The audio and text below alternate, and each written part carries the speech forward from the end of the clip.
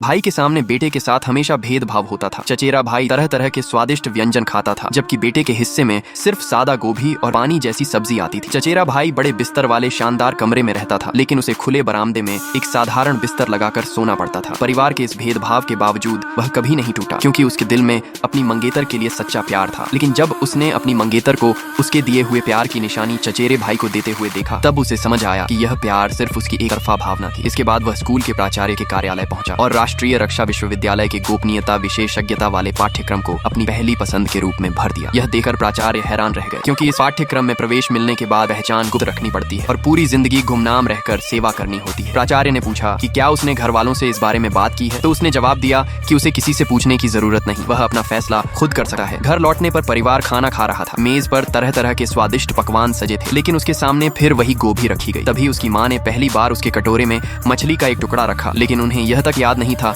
कि मछली खाने का शौक बेटे को नहीं बल्कि उसके छोटे भाई को था। बिना किसी झिझक के माँ ने उससे पूछा कि क्या उसने अपनी पढ़ाई की सीट चचेरे भाई के लिए छोड़ दी है। उन्होंने उसे समझाया कि वह पढ़ाई में इतना अच्छा है, अगले साल फिर परीक्षा देकर दाखिला ले सकता है। जब वह चुप रहा तो माँ का चेहरा बदल गया। पिता गुस्से में आ गए, उसे डांटते हुए बोले कि अगर उसने सीट नहीं छोड़ी तो इस घर से निकल जाए। तभी उसकी मंगेतर आगे आई और बोली कि वह सुबह ही स्कूल से लौट आया था, इसलिए शायद काम हो गया होगा। ये सुनकर पिता खुश हो गए और उसकी समझदारी की तारीफ करने लगे। ये सब देखकर उसके दिल की आखिरी उम्मीद भी टूट गई। माता पिता और चचेरा भाई उसके भविष्य की जगह चचेरे भाई के उज्जवल भविष्य की बातें करते हुए खुशी मना रहे थे। उन्हें देखकर ऐसा लगता था जैसे वही उनका असली बेटा हो। कुछ देर बाद उसकी मंगेतर ने पिता को किसी बहाने वहां से भेज दिया और धीरे से उसे चेतावनी दी कि वह पिता को यह न बताए कि उसने और चचेरे भाई ने शादी का पंजीकरण करा लिया है। साथ ही उसने कहा कि पढ़ाई की सीट छोड़ने के लिए भी कोई भरोसेमंद बहाना बना लेना। अपनी छोटी सी खुली छत वाली जगह पर लौटकर उसने एक पुराना डिब्बा निकाला, जिसमें मंगेतर का वर्षों पहले दिया हुआ उपहार रखा था। इतने साल बीत जाने के बाद भी उसने उसे संभाल कर रखा था, लेकिन अब उसके लिए वह सब बेकार हो चुका था। उसने उन यादों को आग में डाल दिया और अपने अतीत से हमेशा के लिए रिश्ता तोड़ दिया। रात होने पर उसके माता पिता उसके पास आए और उससे कहा कि वह अपनी मंगेतर को भी छोड़ दे, क्योंकि चचेरा भाई भी उससे प्यार करता है और इस समय अस्पताल में अपनी जान देने की धमकी दे रहा है। उसकी माँ का कहना था कि बड़े भाई होने के नाते उसे ही त्याग करना चाहिए। पार्ट 2 के लिए कमेंट करें।